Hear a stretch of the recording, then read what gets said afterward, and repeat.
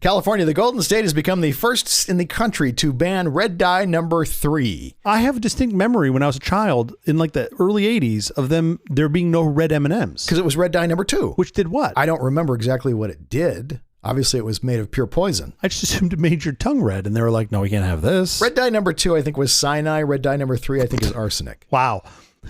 Look, I'm no chemicalologist, but that sounds bad. I mean, I'm sure it's a lovely shade of red. It's very pretty. This goddamn cancel culture canceling red dye now? Red dye number 1, apparently, we put lead in to make it more shiny.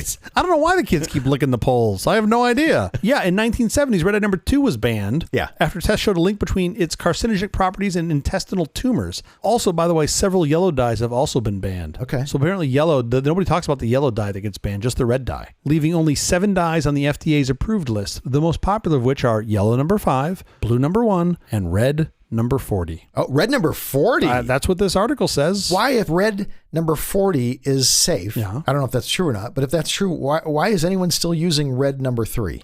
Cheaper? I mean, is red number 40 super expensive? Is it just banned in cosmetics? All consumer goods. Oh, we need to do an entire show on candies, drinks, and more. On just dyes. Okay. I mean, look. Quiet, please. If we can make suicide missions work, I'm pretty sure we can make colored dyes work.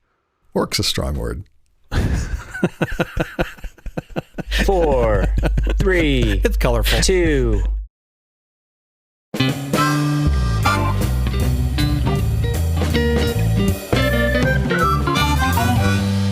The Apple Company presents a truly terrible podcast. Welcome to Nonsense, episode number 41. I'm Jeff Parker. I'm Stu Little. This is our take on the week's business, tech, and entertainment headlines. After glowing reviews on last week's headline-only episode, and with the MLB playoffs breaking my heart, we're going to try another extended headlines-only episode. Is that so you could have more time to weep?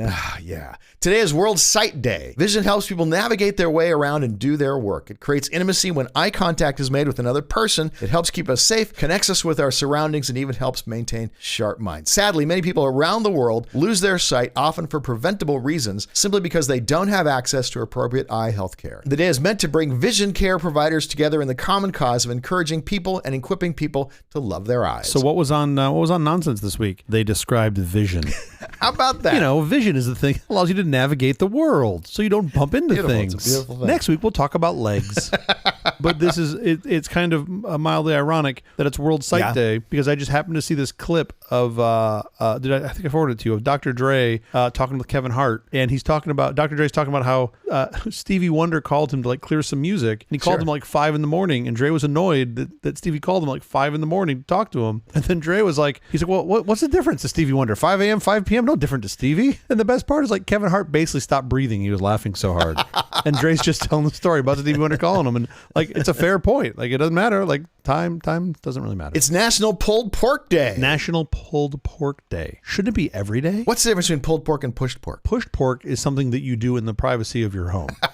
That's the main difference. Okay. That's how I would put pulled pork. You can do outside and not get on the state list. There's a list for that. For the pushed pork, yes, there's definitely a list. Have you ever made pulled pork? You're a big meat guy. Have you ever made pulled pork? Pulled pork's not my favorite thing. Yeah? It's of all the barbecue, it's kind of the easiest one to make, which is okay. That's fine. It's just a lot of, in my opinion, mediocre pork. I did, however, just make cider brined reverse seared pork chops. Wow. Those were about a 11 out of 10. I spinal tapped those. I actually made them twice. I made them first for my father-in-law for his birthday, because he loves all things pork. And then I had some friends in town. Yeah. I did say after the third meal I made for him in 2 days, I did look at him and say, you kind of hit the in-law lottery. You know that, right? Oh, 100%. And he just 100%. smiled. And he just rolled off into the distance because he'd eaten so much of your food. Also related to cooking this week, my wife was out of town. I just had me and my boys, and I decided to make them 3 different kinds of steak at the same time to see which one they would like better. Sure. And they got a bone. These are all direct from farmer to you, like this really interesting service I've been trying. Not wasted at all on 5-year-old. Well, your kids have developed. There's an argument to be made that you could develop their tastes. Yeah. Yeah, they're kind of there. Like PB&J isn't cutting it for them. Wow. So I gave them I gave them a bone-in New York that was great. Sure. I did a reverse sear filet, which was fucking great. And then I made a piece of A5 Wagyu sirloin. For your children who are 5 and 3. Okay, full disclosure, I kind of made the last one for me. Okay. But I was like, I'll let them try some. Sure. So then I had them try it in that same order. And after the 3, I was like, which one do you guys like best? And they're like, the last one. Definitely the last one.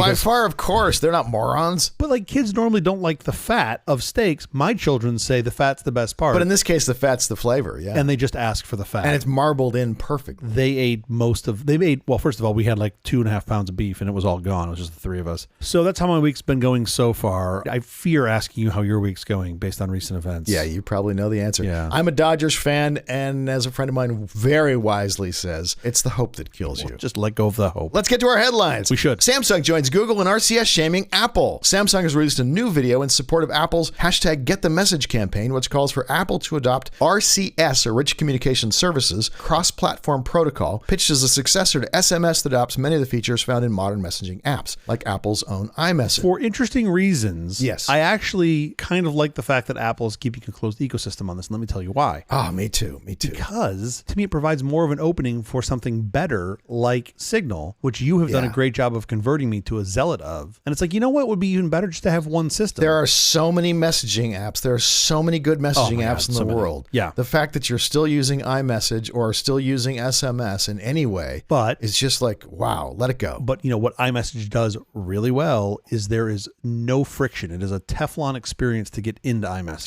Sure. Right? You can just slip right in. You can be a 75-year-old Luddite and you just pop right into iMessage. I need friction. Let me tell you why I need friction. Because all the people that I know who want, all the people I know who are starting text groups for this topic and that topic, nothing thrills me more than saying, "Oh, you don't want me on that. I'm on Android. I'll screw up your thing. I'm on Jelly Bean. I can't help you. Friction. I'm sorry. Friction makes me very happy in this case. Totally. That's because you just want to stay happily in your cave. I am thrilled not to have to be on all of those group text message things. The whole neighborhood here does a group text message thing. This is why you don't know anybody. I am so happy to say, oh yeah, I would love to, but I'm on Android. I'm on Ice Cream Sandwich. I can't. I'll be like a green bubble, and you guys will be really annoyed. Yeah, I'm going to skip the trouble right now. I do love that green and blue bubbles is a thing, not because of this ad, just because like in general. And I'm not really a fan of shaming the anybody in this equation, except for, I feel pride in my green bubble. If I have a green bubble, screw you. I love having state-of-the-art hardware. I do enjoy in groups, especially of new friends, like people that I've just met.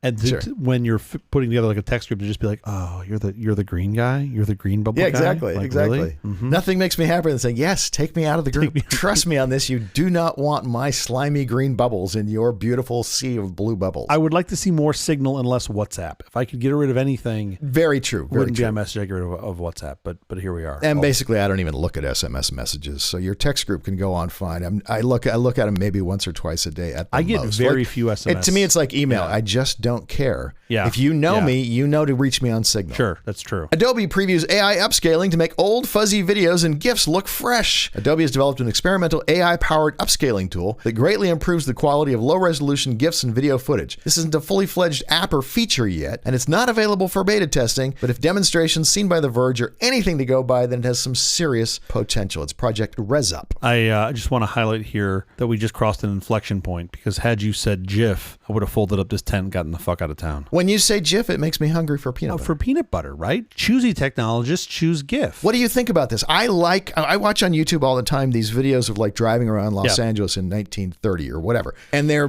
up-res. Somehow magically, they look like they were shot yesterday. Yeah. They're also colorized, and they've also put in some sound, all that's been bogus stuff. But the up-resing of the actual 16 millimeter footage or whatever it is looks great. It looks like it was shot yesterday. Better except contrast. all the cars are really old. Yeah, it's really lines. nice. That an extension of this is when you can do like background painting. Like you can take an image from one of these things and then just be like, I want to extend the background, and it'll just draw more shit that matches the scene. Did you see Peter Jackson's The Beatles Get Back documentary? I haven't seen it yet, but I really want to because I've heard it's amazing. That video footage, it's all old, crappy 16 millimeter footage that they've up-res, so it looks beautiful. Amazing. And this was done a year ago. I don't know what's taking Adobe so long, but the footage looks incredible. It looks like it was shot last night. That's amazing. And then we debate whether or not adding stuff to photography is real photography. And you're like, well, is that really Ringo playing the drums, or is that like We had that argument on the show last week. Yeah. And The Verge had a great article like 2 days later about, is it really photography? Yeah. And they went through basically the same thing. Well, they're big listeners to the show. EU warns Musk of penalties if X doesn't stop Israeli Hamas disinformation. Elon Musk's X platform, formerly Twitter, faces penalties under a new European law if it doesn't take action to stop the spread of Israel-Hamas disinformation, an EU official warned Musk yesterday. Yeah. Well, first of all, good luck getting Elon to respond to the threat of penalty. Second, He responded because it was on Twitter. They tweeted him, and he responds to anything on Twitter. On I think you mean X. He's not on Twitter anymore. Whatever you call that thing. The Digital Service Act, which I think is what this is protected under in the EU, has set very precise obligations regarding content moderation, which I did not know. Yeah. What I did know is that it does provide for fines up to 6% of a provider's annual revenue. They are not fooling around with these fines. They really mean business. Do not put misinformation up on your service. I kind of think Elon's like, yeah, fine me 6% of my revenue. I'll write you a check for $12 right now. He's like, what does he fucking care? Like, he drove revenue to the toilet. He has gamed the system. Yeah. He has gamed the system with a business that does not actually make money. He's like, instead of revenue, do you want to talk about net income? Because then you're writing me a check. Huh, fuckers? I got a lot of debt to service. What if that's his plan all along? Is just to get all these laws to like the minimum fine to just pay him. That's his big plan. According to the Financial Times, researchers have raced to debunk false or misleading information on X about Israel-Hamas conflicts, including posts that have racked up millions of views and shares. Oh, the crazy thing about this is he's the one, Elon Musk himself has promoted 2 accounts that are known to put out bogus information. Sure. And that's why I think the EU is finally stepping in and saying this is he took him down, but it took him like 3 hours to take him down. Yeah, you can also argue the damage has already been done. Yeah. What really drives me crazy about this is any idiot, thanks to technology, can take a camera on their phone and record some shit and TikTokify it and post it. And it takes them 15 minutes to create some chunk of disinformation. Then some eggheads have to go spend hours trying to debunk it. And I'm like, right, fuck, like this is not a good ratio. Like you're just sucking up all the good brain power. And the people who want to believe it are just going to believe it anyway. Doesn't really matter. Some of this footage on the disinformation sites was actually from video games. It wasn't even like real footage. Oh yeah, I did hear about this. I haven't seen it, but they were taking like basically video game renders that looked real enough to folks. Yeah. And they used footage from a previous wars and things that had nothing to do with this war. Interesting that the EU is stepping in finally. I'm glad somebody's stepping and somebody cares about disinformation. I mean, I know this is not the right way to think of this, but like you just need people to take responsibility for themselves. And I think you need a set of parameters so that if they don't, then they just end up, I don't know, on an island somewhere. Ex-CEO abandons Wall Street Journal tech conference following disastrous appearance at Code. This is a related story. Linda Yaccarino was going to go to the Wall Street Journal tech conference, and then she appeared first at the Code conference and had such a disastrous appearance there that apparently she's pulled out of Wall Street Journal's tech conference. Well, at the Code conference, she had no idea at Code they were going to ask her questions. Yeah, exactly. She was set up to fail because she had no idea there'd be questions at the conference. She thought she was just going to sit on stage and they're all going to praise her. Softballs thrown her way. It wasn't even a softball. It was like those balls that are in the ball pits that the kids climb around in. It was like those. You can't even throw it. Kershaw himself couldn't throw that ball faster than 8 miles an hour. It's made out of air. It's a plastic ball of air. And now she's like, I'm busy. I can't. I think this is the answer. She can just avoid all conferences. She can avoid anywhere where she has to answer any question. I know this is not what happened at Code, but I do think any of these conferences that Yaccarino vacates, they should just immediately backfill her speaking slot with Yoel Roth from ex-Twitter. Yoel Roth had more interesting things to say. Totally. And was like even keel. I'm just wondering for how much longer I'm going to get to say Yaccarino. As long as you want. It's fun. It's really, it just rolls right off the tongue. Yaccaring-a-ding-ding. When was the last time you were on Twitter? I honestly try to go on it less and less. I only really go on it for this show, finding things for this show that we're talking about, but I just find the signal to noise ratio is upside down. Yeah. So I just don't find myself going there often. And there's perfectly good options. But it is not going away. I mean, think about what the end cases for this look like. Like he could buy out the debt for cents on the dollar and own the whole thing. It's still not going away. But you still got to have users. You still got to have eyeballs or you have nothing. Dude, this is going to be like AOL. My dentist still has a fucking AOL email address. Okay. He literally gave it to me the other day and I just looked at him. I'm like, you're kidding me, right? Because he's a smart ass. He's like, no, I don't tell anybody that. And I was like, but it's fucking 2023. You have an AOL email address? I've had it for a long time. Yes, I know. ToothDoc2003 at fucking AOL.com. Like, what are you doing? And then he's like using all this advanced technology to image my teeth and make retainers. And I'm like, this from the AOL guy? And then it's always weird because when he's done, he's like, you've got teeth. And I'm like, what? Took me a minute. Thanks. I'm glad you... It's been so long since I've heard your AOL's You've Got Mail thing. I totally didn't get that for a second. I'm glad your synapses still fire. I will say this. She does not seem to be owning the CEO title like I sort of hoped anybody given that opportunity That she would. would. Well, Yeah. you knew she wouldn't have that chance because Elon Musk is just going to do whatever he's going to do. Yeah. She's basically a janitor. I mean, she's, the hope was that she would bring in advertising revenue. I don't think that's really happened. I think that's like the impossible dream. You know at this why? point. You know why I think that hasn't happened? Because she's demonstrated zero fucking leadership. I don't think she can. She got an owner who absolutely has her handcuffed. So you say no, and then maybe he shit cans you. Maybe he doesn't. Like if you actually bring the yes. revenue and you tell him to fuck off, you're either there to do the job you were brought in or you're not. Not this weird gray area in the middle. So maybe she's drinking the Kool-Aid. She thinks this is the right path forward. It's beyond me. Good luck getting a CEO gig after this. That's my take. The nice thing for her about bailing out of the Wall Street Journal conference is that she does not have to explain Elon promoting bogus content. These false information. Well, she doesn't about have. Israel and She doesn't Hamas. have to there. Doesn't mean she doesn't have to explain it. She doesn't have to explain it there. She just doesn't have to go anywhere where she has to talk. That's what I think her new role is going to be. Hiding from people. Sure. It's also just hard for her to schedule the time for this because she's very busy, and you never know. I saw that she was very busy. At very Code, busy. she had to go like Yeah. 2 questions in. She just had to split. Well, to be fair, she forgot to buy the early bird on Southwest, so she had to check in. She was C26, way at the back of the plane. You got to Yeah, get it in. sucks. You got to Yeah, get yeah. in before the doors close. Yeah, Sure. I mean, I'm sorry, I can't. I have to go. I have to get my seat. So far, AI is a money pit that isn't paying off. Silicon Valley has bet big on generative AI, but it's not totally clear that bet will pay off. A new report from the Wall Street Journal claims that despite endless hype around large language models and the automated platforms they power, tech companies are struggling to turn a profit when it comes to AI. Have you ever heard of a startup that didn't make money on its first day? I mean, you could literally search replace How's this an AI article? with any other technology ever course, in the of course. history of technology, and the same paragraph would apply. I'll give you a really old one. Airplanes still have not broken even on the amount of money invested in them. I mean, there's no excuse for that. for airplanes? But it still is the case. Tons of technology when it comes out takes a while before Somebody's making money. you Like figure out AIG's making money off airplanes, right? Like GE's making money off airplanes. There's plenty of money to be made. Yes. You're saying yes, air it's carriers? airlines. Like, yes, oh, carriers yeah, are yeah, not- yeah. are in total have not made money. Compared to what's been invested into them, it's been a net That's negative. kind of fascinating.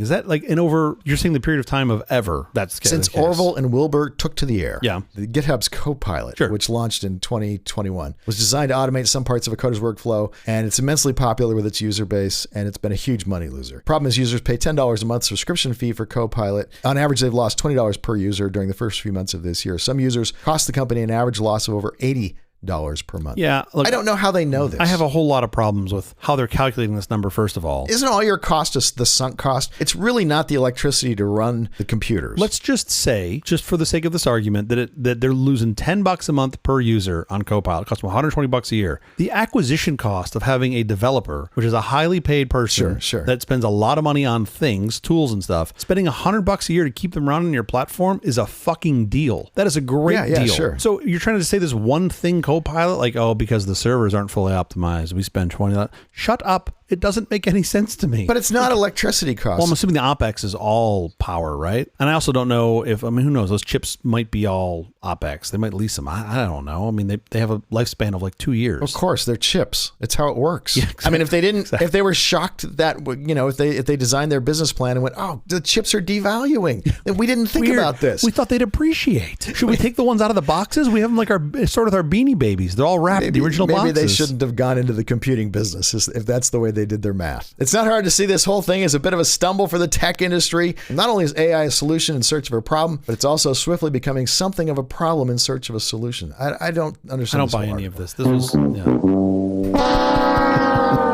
California's right to repair bill is now California's right to repair law. I'm excited about this because you can now take your phone to a mom and pop shop. Yeah. And for a fraction of the cost, you can have them repair it. And they can do it with actually authentic parts. Sure. Not parts from that were bought from somebody who did a smash and grab on an Apple store. more interesting to me on this are the stipulations that, like, depending on the price of the product determines how long the manufacturer has to keep parts available for, which is kind of cool. So like the cheaper stuff. Oh, yeah? Yeah. The cheaper stuff is like 3 years, then 4 years, It's then like a 5 year. years. Yeah. But then if it's like a phone, they've got to keep it for 7 years. I think it's Well, that was the Google thing. Google announced Yeah. they were keeping parts in stock for their new Pixel Yeah. phone for 7 years. But that's for all devices that are over like $100. They need 7 years of documentation and parts for, Yeah. which is kind of interesting. I also do wonder, like, you think about this with cars too. Cars obviously a lot longer than 7 years. you got to maintain a warehouse and manufacturing capabilities for shit that's 7 years old. Like that can be expensive. And almost no one is going to still have a 7-year-old phone. Now, maybe this is the time they do. Phones have matured a lot. As a software guy, I've always been super impressed with how Cisco manages this. Cisco manages many, many, many trains of software for devices because they want them to last, 10, 15, 20 years. Maybe we just put some software in their phone that eats up their battery and makes it get really hot and slows down their machine, so they'll just buy a new one. That's another Apple invention. All right, coming up, more headlines. MGM didn't pay ransom. Hackers are selling 23andMe's data. And the U.S. fears China's use of open source RISC-V chip designs. I think what you really meant was antiquated lawmakers fear open source in its entirety.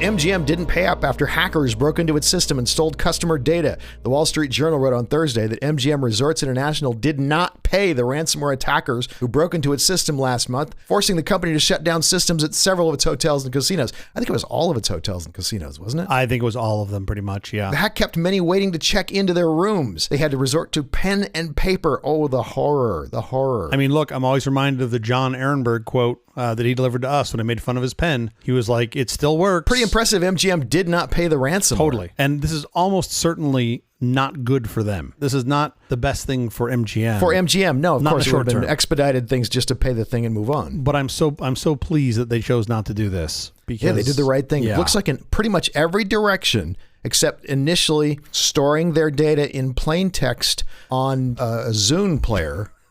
Other than that, I think they did everything pretty much right. First of all, we don't know for sure that they stored it in plain text. While we do know for sure they stored it on Zunes. We know that We their do know archive that, of strategy course. was just running on a bunch of Zunes. They got them cheap from Microsoft. Well, sure. So that makes perfect sense. They're buried in a landfill, and you find them, you might as well put them to work. Yeah, exactly. Like, why not? There's literally kilobytes of memory going to waste there. That's 640K. You can't just throw that away. Why would you ever need more That's memory enough than for that? anybody. Among those kept waiting was FTC Chair Lena Khan, who was in Las Vegas, Nevada to attend meetings about a merger between Kroger and Albertsons. I mean, of all the people to be adversely affected by your hack, Oh, my word. I No, gotta that's feel not- like the chair of the FTC It's the thing you pray pretty doesn't high on the happen. list, right? I mean, I think you'd rather have like the president. Thankfully, she's busy suing Amazon. She's got her hands full. Totally. Did they somehow pass the buck to Amazon? They'd be like, oh, they all came in through the Amazon front door. Yeah, no, this is terrible. They, so I think MGM said to the actual quote that they said to the SEC in their filing was that this was only for customers that transacted with the company prior to March of 2019. Right. So they hacked like a backup. It was a backup data somewhere. backup. Yeah. Right. And I also like that they said that, quote, virtually all of the company's guest-facing systems have been restored. So they're clearly not all online yet, with the rest coming in the sort of coming days. Right. MGM said in a press release that hackers made off with customer data, including names, contact information, date of birth, and driver's license numbers, as well as a limited number of customers' social security numbers, passport numbers, or both. I don't know how they know that. So nothing important. Presumably, how do they know? Presumably, they've got an access log. They've got like an audit log. They can see the files are accessed, and they know what's in it. But still, this is some really bad data to have leaked out. Yeah. That you don't want to have leaked out. They've said that it has, again, quote, cost them less than $10 million in technology consulting services, technology legal fees, and consulting, right. expenses. Yeah. I always love when they say less than $10 million because you know what's less than $10 million? A lot of numbers. Like, Oh, yeah. It's not. maybe they spent no money on it. Maybe they spent $100. This wasn't free. No, I get that. Sure. But like they could have said, like it cost us like, mid seven figures. Yeah. Fine. That tells me that you spent real money on it. On the bright side, MGM said in its release that it does not believe the data thieves stole customers' passwords, bank account numbers, or card details. It's the small victories. By the way, if you by chance have been to an MGM property, you might want to change all your password, bank account numbers, and card details. I'd recommend changing them sooner than later for sure. They expected to lose about $100 million on this, but they did the right thing and they didn't give in to the ransomers. But no, I'm glad that they didn't. But it cost them a ton of money. They still did Man, the right did it thing. cost them a ton of Yeah. money. But I'm really impressed they did the right thing. It makes me want to stay there more because they did the right thing, which is weird in Vegas. As opposed to a nearby casino down the street from them who did not do the right thing, who just paid the ransom. I believe my co-host is alluding to Caesars, who just paid the ransom and ran. Yeah. I wasn't going to say their name because, I assume my co-host is referring to the other casino who were named nameless, but is based on a Greek figure. I don't want to be found in the trunk of a Chevy, bound, gagged, and shot. Thank you. Man, That's, by the way, you're way more specific. I just want to be found in the trunk of a Chevy at Sure. all. I mean, I would hope it's at least like an Audi or something nice. I don't want to. That's the problem. It's the brand of the I don't want car. to be in a GM. I don't want my last moment to be like my last moment of life to be like, wow, this interior is really shit. Or it's nice. You don't know. The Chevy interior in the trunk might be lovely. That's called the Italian boss package. Sure. I like the boss. It just comes with it's like a Post-it note, like one of those Post-it note pads, but of carpets in the trunk. Yes. It just comes pre pull off, all the blood goes away. Everything. Exactly. You just have a You just roll it up. Yeah. a brand new layer of carpet. Totally. Yep. Hackers are selling data of millions lifted from 23andMe's genetic database. 23andMe posted a blog yesterday saying that data from its users, a genetic testing and analysis platform, have been circulating on the dark web forums after hackers used recycle logins to gain access to get into accounts. And this is the we came through the front door and got all your data approach. 100%. They didn't break into the servers. They actually broke into individual accounts and got if you opt into this thing called DNA relatives, which allows you to see who you're related to. They just scrape that data. Yeah. This could have happened at any time. By the way, I don't think it necessarily is shut down now. I was going to say, I think it can still happen. I think you just need an account. Right. If you logged in and got if you signed up for an account, you probably have the ability to scrape this data now. Yeah. My hunch is they probably just took username password lists from other non-23andMe user dumps. And they just tried them to see what worked, and then just found one that worked, and they were good to go. They probably found a lot more than one. I mean, most people, of course, the vast majority of people share passwords across sites, which is terrible. Please stop doing that. The hacker leaked what they said was 1 million lines of data for Ashkenazi Jewish people before saying they would sell stolen 23andMe data for $1 to $10 per account. I want to know what makes you a higher value account or makes you a lower value account. What? Yeah, the number is of my links data that you worth have? $1 and yours was worth 10? Yours can't be worth much. I mean, basically, your entire interacting graph would be with DoorDash drivers. That would be, and like Postmates, but yes, I know what you mean. And like that one really nice usher at the Dodgers games. That would be your entire interaction graph. Would be it, and me. That's it. The data stolen includes usernames, profile photos, genetic ancestry results, date of birth, and geographical location. So basically everything that 23andMe had. And also all of your DNA. Like what else is there? All of the sequencing of your DNA. Oh, that's ridiculous. He said there was no indication of a security incident within our systems, which basically means they just scraped the DNA relatives, which is very interesting. There's a lot of data out there like this that you can get. You would hope they'd at least do some rate limiting or maybe look at patterns across users to try to detect this, but it's tough. Sure. Yeah. As many as 7 million accounts may be in the sale. Yeah, that was PC Magazine, I think, that had said that. I don't know how they got that number. Yeah. 1 million users was posted. They've got 14 million users total. Here's the thing with DNA data, right? If I don't do 23andMe and Ancestry.com and my sister and my dad do, they basically have me. Oh, yeah, totally. They don't need me to do it. If you have my sister's DNA, my dad's DNA, or my sister's DNA and a cousin's DNA or something like that, you now have me. That doesn't work for me. Fortunately, I was adopted. Oh, well, good for you. That's what my brother told me for the first 12 years of my life. Sure. This touches on something else that I wanted to do a segment on, which is that I'm really fascinated by these sort of DNA databases, but there's also something that has kept me out of them. Yeah. Because because it's, you know what? The analog is the password managers, right? It's the same thing to me. Yeah. I don't like the honeypot. You end up, by all of us doing this, you end up making a honeypot. And I really just don't want that data out there. There's just one giant database that has everybody's information, and it's a big win if you decode it. If anybody's going to spread my DNA around, it should be me. Oh, the college years. The college years. What? I'm moving on. Are we moving on? I'm still basking in the college years. That was a really good line. Let's get to some technology that nobody knows anything about, shall we? RISC-V technology emerges as background in U.S.-China tech war. In a new front of the U.S.-China tech war, President Joe Biden's administration is facing pressure from some lawmakers to restrict American companies from working on a freely available chip technology widely used in China, a move that could upend how the global tech industry collaborates across borders. Basically what this is we have had open source software for a very long time. Linux is an open source software. It is the world's largest collaborative project. When you put Linux on your computer, everyone is shocked how fast their hardware runs, how fast their computer runs, because it's been gone over so carefully, line by line by line, and perfected that it is a beautiful, beautiful user experience. Totally. Now we are open sourcing the making of hardware, of actual chips. Yep. Started in Berkeley. I think it was the RISC-V chip, if memory serves, to teach students how hardware chips were made. Okay. And it has become an open source project, and it has, with time, it has gotten more and more sophisticated. It's basically a competitor for the ARM chip, which is what's used in almost every cell phone.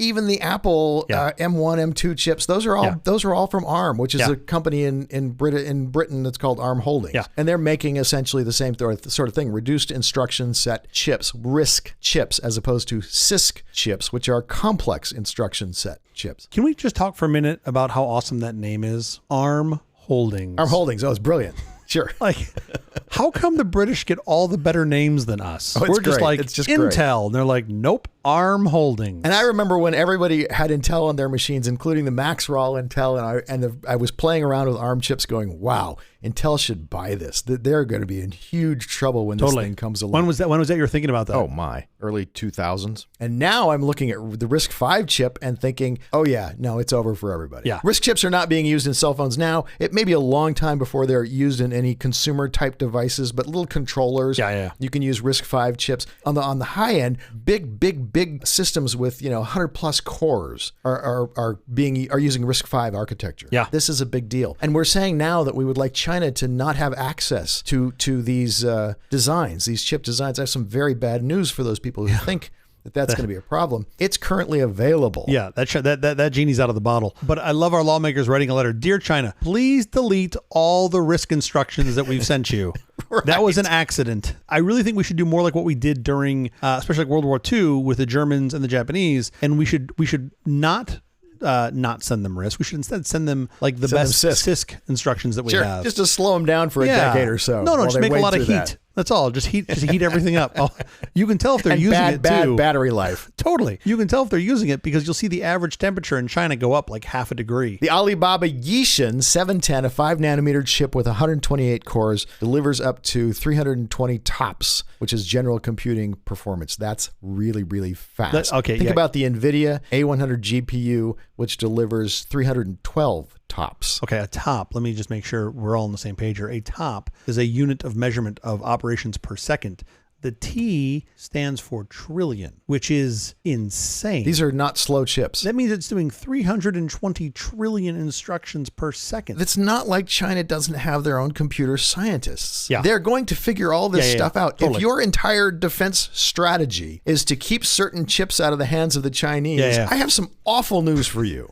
You have this no is defense not strategy. going to work out for you. Yeah, that's the answer. Is mute is your strategy. It's not going to work very well. But remember, we did this like in the 90s. We did this in the 90s with cryptography, where we said, no, that's a munition. You can't export it. And you're like, but actually, you could export it in the form of a book. The math equation? Yeah, exactly. I'm just going to write the math equation down and then be like, oopsies. Like, what? I don't understand. Yeah. But this does beg some interesting questions, and we have enough time for this now. But I'm curious, what technology, software, hardware, whatever, do you think we should just not open? Like, what things should we keep close to the vest? I don't know. Enriching uranium, probably that information's out there. Who knows? Enriching uranium, I would take. And by the way, you're only going to slow people down mildly from figuring it out. If you want to figure it out, just the fact that you know that it can be done. Exactly. You're 50% of the way there because you don't ever give up trying. Yeah. I think that works the other way though too. Sometimes if you know that it can be done, but you haven't figured it out, you're like, well, I just can't figure this out. Whereas if you don't know it can't be done, you might keep trying. Oh no. And then your dear leader shoots you and finds the next guy and says, now you figure it out. First of all, Elon's not running any countries yet. Okay. So just settle the fuck down, Jeff. Let me go back to the story and just say TenStart, which is led by Jim Keller, who did Apple's M1 and lots of other chips for AMD and Intel and so on, is doing 100 plus core high performance RISC-V chip. This is crazy. This is really like the guy who does lots of cool chips. Yeah. Who's doing some amazing work with RISC-V chips. These multi-cores really seem like they are the answer to scaling. That is insane to have 100 core plus chips. Like, that just blows my mind. It's remarkable what you do when you give people the profit motive. And that is to say, I don't have to pay all this profit to ARM to license their technology. I mean, when you moved from CISC down to ARM, the chip cost went probably from $300 a unit down to $30 a unit. Sure. And it's probably about to drop to $3 a unit with RISC-V because you're not paying any licensing fees. Is that true? Yeah. Oh, wow. So wait, what's the revenue driver then? I thought they're still putting royalties on these. No, there's no royalties. Open source, literally. Oh, that's right. RISC-V. Jesus Christ. We're all pitching in, making this chip the very best we can possibly make it, including Chinese, including the Chinese computer scientists. Everybody around the world is pitching in to make this thing as good as we can possibly make it. And have they being ARM, what are they going to do with the proprietary stuff? Do they at some point open it, like after 8 years, or at that point it's so old it doesn't matter? Honestly, I think it might be too late. It's for probably ARM. too late. As far as RISC-V is down the path, which is not that far. They're a long ways away from being ARM. But once you start this ball rolling, the inertia is incredible. Who knows, as much as 90% of the world's computers could be running on Linux. Yeah. You don't see it because you're running a Mac. Or whoever's running a PC, they don't see it. Well, because you go in and you see all the back-end servers and all of that. Virtually the internet runs on Linux. There's no internet without Linux. You're going to definitely grit your teeth at this. Even Mac OS itself, right? It's got a direct lineage back to Linux. No. It's not running a Windows 16 message loop. No. Actually, the Mac has lineage back to the Mach kernel, Carnegie Mellon, which was what the Next machines ran. It precedes Linux. I thought it was BSD next, from Next OS. It is BSD. So no Linux per se. No. Linus Torvalds, the creator of Linux, had a meeting with Steve Jobs, and the only thing Steve Jobs kept saying was, we have to get you to work on Mac OS. And Linus Torvalds was like, yeah, I'm not doing that. You don't get what's coming. Yeah. You're not seeing what's coming. I don't think you see what's coming down on this. You know, here's what we need to do. I need to take all the Linux variants. I need to feed them into 23andMe. And I need a bunch of hackers to just go expose that data so I know this fucking lineage and how it works. Because I can never keep it right. It's not the Linux variants you care about. It's the Unix variants. I care about, no, I do care about all of them, like from Bell all the way down. Like I really do. But every time I try to dig into this, I end up in some loop somewhere and I find some other interesting tidbit. It's not. No, I know, but I find some other interesting tidbit. The next thing you know, I'm down the rabbit hole. AT&T used to license Unix.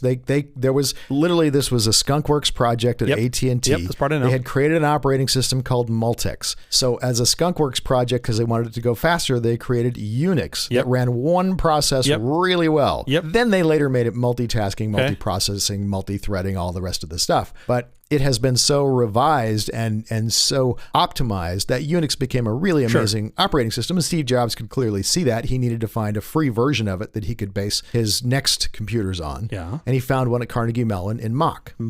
This is not easy. None of that is Linux. And actually, what a massive mistake they made by not, but of course you wouldn't have necessarily the foresight to know this. The Linux system runs so much better, so much faster, so much more secure because it is open source and so many more people have worked on it, put their hands on it and perfected it. No, I get that. But they didn't know. I mean, at the time he had to pick some OS and Unix, any Unix probably was better than what he had with the Mac OS. After this long little diatribe that we just went on. Yes. Your point was that all machines, 90+% of the machines out there are running Linux. A high percent. Some flavor of Linux. I would take the under. I would definitely take the under. Any supercomputer these days is running Linux. 99.999% of supercomputers. My Android phone, my Android watch are both running Linux. Still taking the under. Your router, your smart TV, your smart home appliances. Because you just look at like Windows machines and Apple handheld devices. Just that alone has got to be a huge chunk, bigger than 10%. My point actually was that RISC-V is starting to achieve a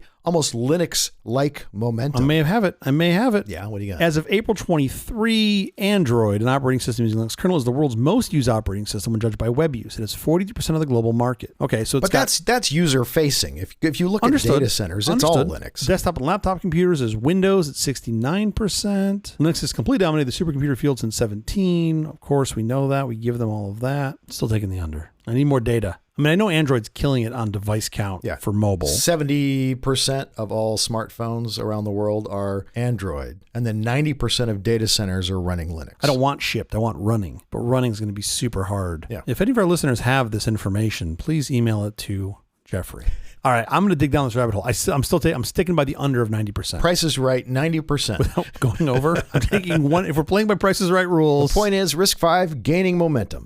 Coda breaks trend of additional charges for generative AI tools with the release of Coda 4 on Wednesday. Coda has joined the parade of productivity software vendors embedding generative AI features in their products. Part of the Coda app's new release, the Coda AI has 3 components: a knowledge assistant, a writing assistant, and a task assistant. This headline is a little misleading. Yeah.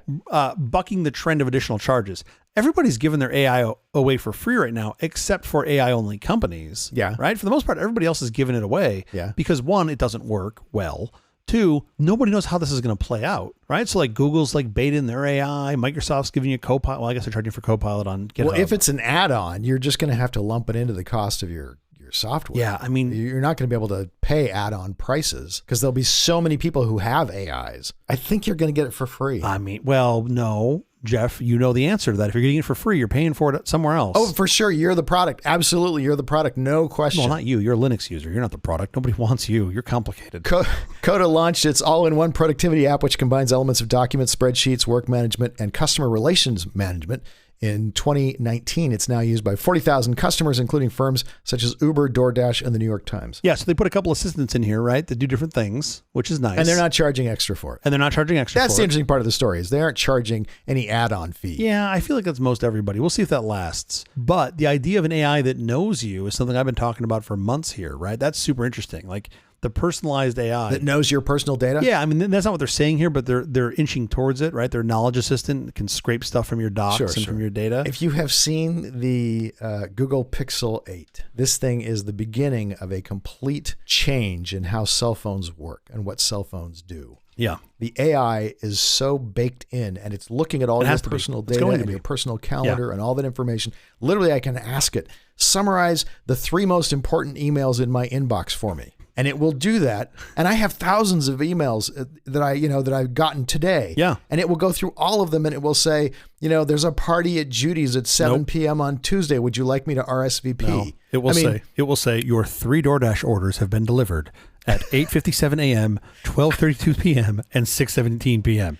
That's it. That's what it would say every week. That's the kind of amazing things. If you've looked at any of the demos of this phone, it works in a completely different way than most phones. Forget the cute little photography stuff it does, which is amazing. It's pretty mind-blowing. I would not call that cute little photography. I think that is amazing. Oh, no, it's completely mind-blowing. But forget that. Look at the productivity stuff. Look at the personal assistant stuff that it does. And I used to have to know to talk to Google Assistant. I had to formulate the sentence in a certain way. No, you don't. Blah, blah, blah, blah, keyword, and then switch on the office lights to such and such a whatever. Sure. I don't have to formulate any of those complex sentences that I have to say a certain way. I don't have to do any of that anymore, and it knows what I'm talking about. And by the way, it talks back in English. You just say, I can't see, and it says, turning on lights. Jeff, your glasses are located over on the dresser. I'm really starting to feel like I am no longer the greater part of the ratio of the equation of getting stuff done. It's everything else. And I think most people don't even having seen the demo, I don't think most people realize what a revolutionary change this is to how we use cell phones. Well, I think that's part of the magic of this is that it gets slipped in there and you just go, I don't need this thing. And then you use it and you go, I don't know how I work without this thing. I can't live without this thing. I'm just happy somebody's reading my email because it ain't me. You'll see these stories like on Jalopnik about somebody who like drove their Toyota 1,000,000 miles and it rolled over the little counter because the counter only goes to 999,000. Sure. Yeah.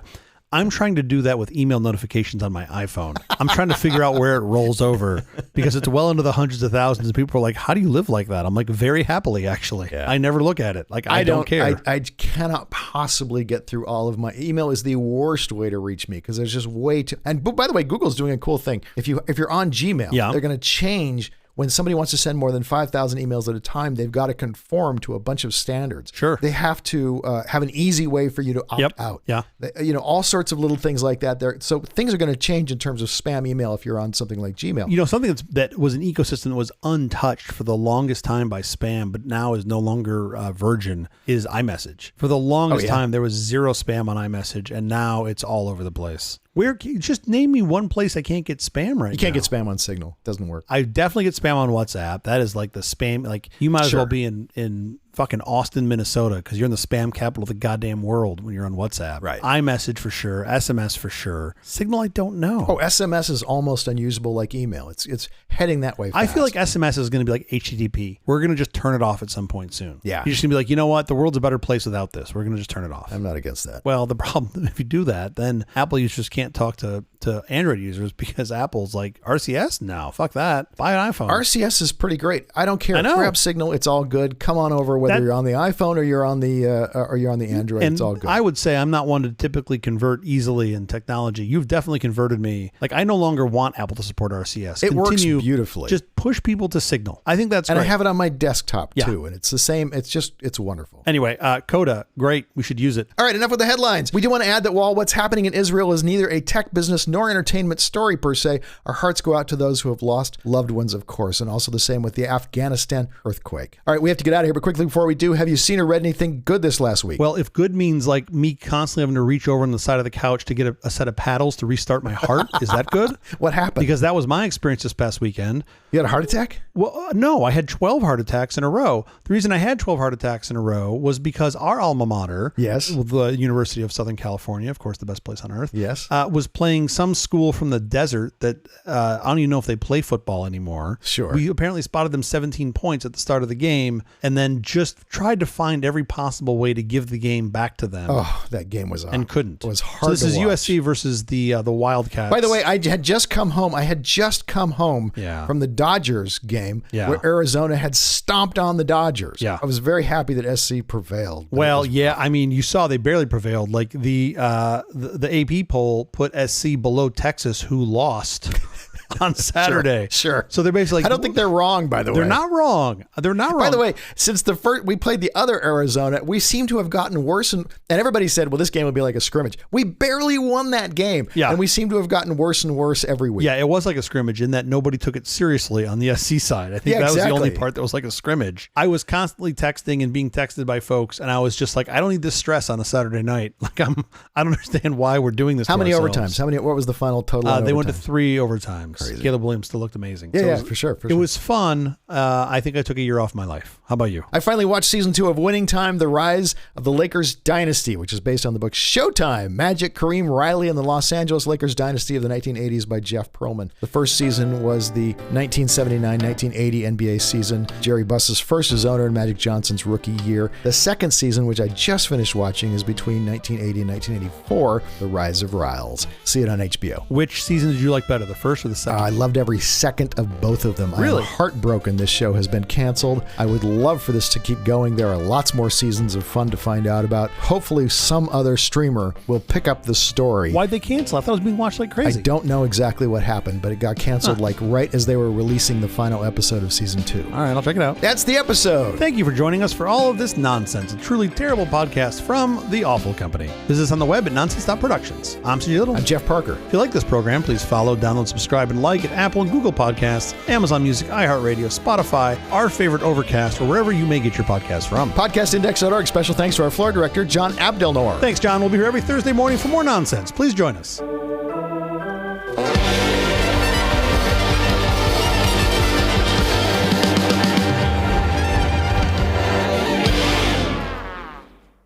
I hate sports. Oh, man. Now you know everybody in Detroit feels. Go Lakers.